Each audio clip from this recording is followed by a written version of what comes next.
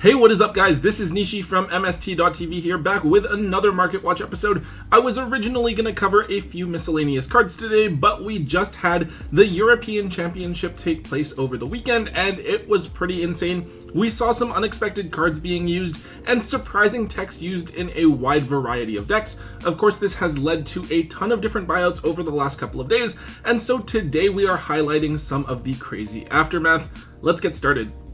Alright, kicking things off, we have Enemy Controller. So this is quite an old quick play spell card that has two fairly simple possible effects.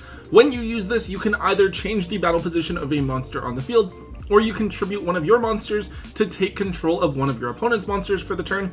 So on the surface, this may seem underwhelming, right? However, the card was run at 3 in an Evil Twin Sprite build piloted by Matteo to a top 4 finish at the European Championship this past weekend. He discusses the synergy of Enemy Controller with the Evil Twin monsters, where you contribute either the Kissicle or Lilla Link for them to be revived back out, where you can have your monsters dodge cards like Effect Veiler or Infinite Impermanence by taking your opponent's monster, and how it can potentially be a significant interruption during your opponent's turn as well if you're stealing a monster that they needed in order to combo off. Now, this being quite an old card, it does have a ton of different printings available. Its first printing was back in Ancient Sanctuary, where unlimited printings are now only around 15, but first editions are right up there at $80 a piece. Aside from that, there's a super rare version from DR2, those are about 50 to 60. The DT version is anywhere from 8 to 10, and then we have the secret rare from Legendary Collection Kaiba at around $7 to $8 each. Aside from that, the card has like almost 20 different common printings, and then there's a couple of gold rares as well, all of which are still quite cheap. So if you're just looking for a copy to play with, that should still be doable. Obviously, this is a revisiting of an old tech that has kind of popped up out of nowhere, so we're not exactly sure if this is just like a one-time showing, or if this card will be a staple in some sort of Sprite or Evil Twin variants moving forward.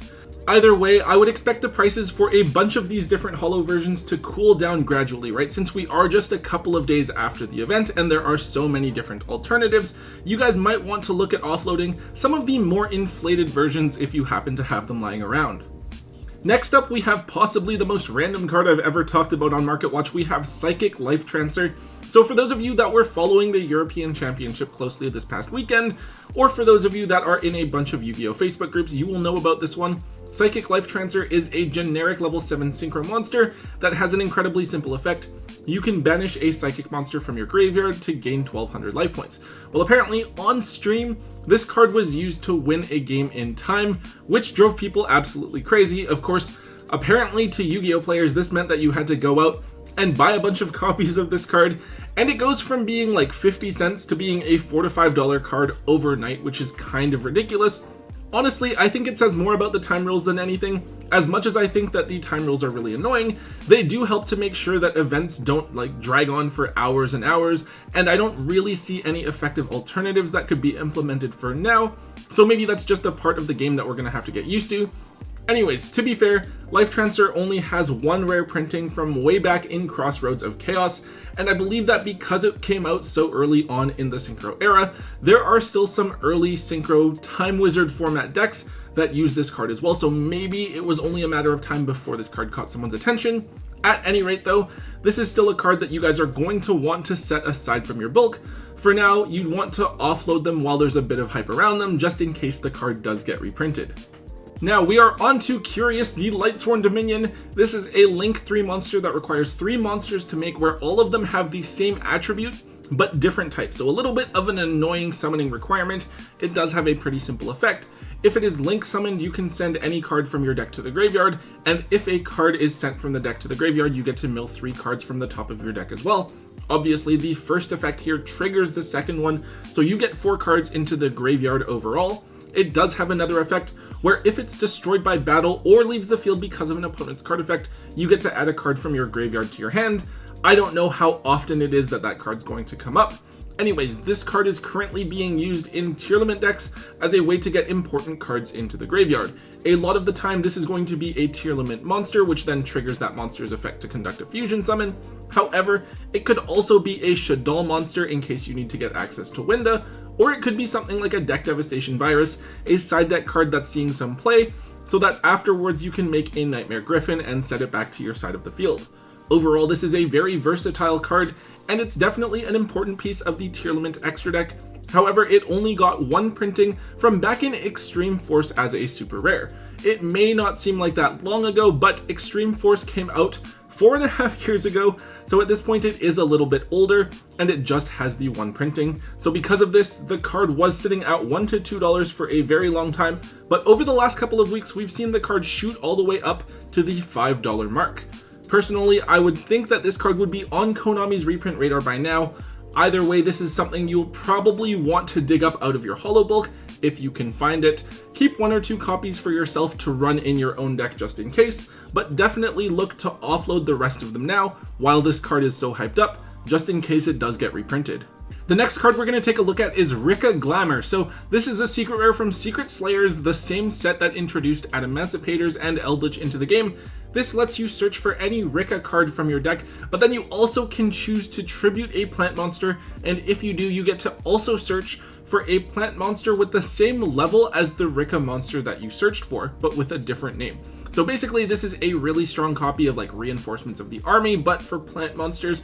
So as I'm sure you guys all know, Rika actually won the European Championship, taking first place at the whole event after going 18-0-1, which is absolutely ridiculous. So naturally, people looked to various Rika cards and bought them out, as the deck went from being low-key to people now realizing just how dominant it can really be.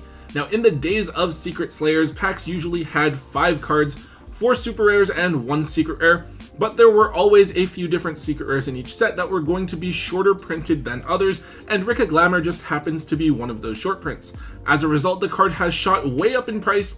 These were trending down at like $5 to $7 each, but they are now up between $30 to $35 on TCG Player, with multiple copies in the sold listings even having moved as high as $50 a piece. Now, while the Adamantipator and Eldritch cards have all been reprinted, the Rika cards haven't, so we're in kind of an awkward spot where we're not sure where or when they're going to see that eventual reprint. Also, as much as the plant deck is really good, it does seem incredibly difficult to pilot, with a lot of complicated lines of play that depend heavily on what cards you draw. So even though there's a lot of people that will want to pick it up and try it, I think a lot of people won't have as much success with it. So all in all, as cool as it is to see the deck top rather unexpectedly, I think that between the high likelihood of a reprint and the fact that people will probably drop the deck after not being able to pilot it very well, Rika Glamour is almost certainly going to fall in price within the next couple of months, so it's certainly a card I would be looking to offload rather soon. Alright, this is another kind of weird one. We have Trickstar Lilybell. Lilybell is a pretty simple little monster. If it's added to your hand by doing something other than drawing it, you get to special summon it from your hand.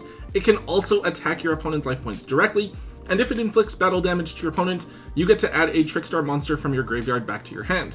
Now, the important thing is that Lilybell is a level 2 monster, and we saw at the European Championship that someone actually ran a very small Trickstar package consisting of 2 copies of Light Stage and 1 Lilybell. This provides some cool utility. With Light Stage, you can freeze your opponent's back row, and then with Lilybell, you can potentially poke your opponent for damage and win the game in time. However, it actually has an additional use in Sprite because Lilybell is a level 2 monster. If you have already used your normal summon and you can't get another level 2 monster onto the field, you can then activate Light Stage and get Lilybell onto the field so that you can now special summon Sprite monsters out of your hand. It's a neat little interaction, though to be fair, it does require you to run a brick in the main deck. Now, for a near mint copy of Lilybell, there is only 1 copy on TCG Player right now, and it's all the way up at like $20, which is obviously ridiculous. However, looking at the sold listings, there's 1 near mint copy that moved for $10, but nothing higher than that.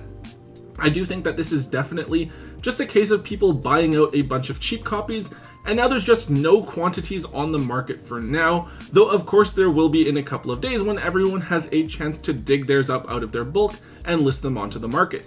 Ultimately, I think it's pretty clear that this card shouldn't be more than $4 to $5 a piece, especially since it's just a 1 of brick that you sometimes play in Sprite, not always. So if you have any of these lying around, you might just want to dump them while they're hyped up. Keep in mind that this card also has a couple of different common and rare printings that you can still grab for under $1.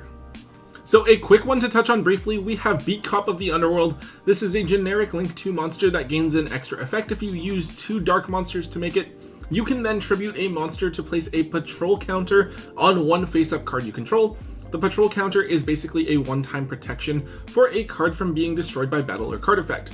Now apparently at the European Championship, there were players that were running Beat Cop alongside Mystic Mine, tributing the Beat Cop to help protect the Mystic Mine from cards like Lightning Storm, Twin Twisters, Galaxy Cyclone, and the Tearlament Field Spell. Obviously this is a bit situational and will end up being pointless if Mystic Mine hopefully ends up on the next ban list, but only time will tell. Now, Beat Cop has a very affordable super rare and ultra rare printing that are each under $1, but it does have a collector's rare printing as well that has actually shot way up in price. They were between $15 to $20 just a couple of weeks ago, but they are now double that at between $35 to $40 for a single copy. Obviously, this isn't like too bad for a collector's rare, but it is still a very noticeable price jump that happened as a direct result of the card seeing usage at top tables at a big event.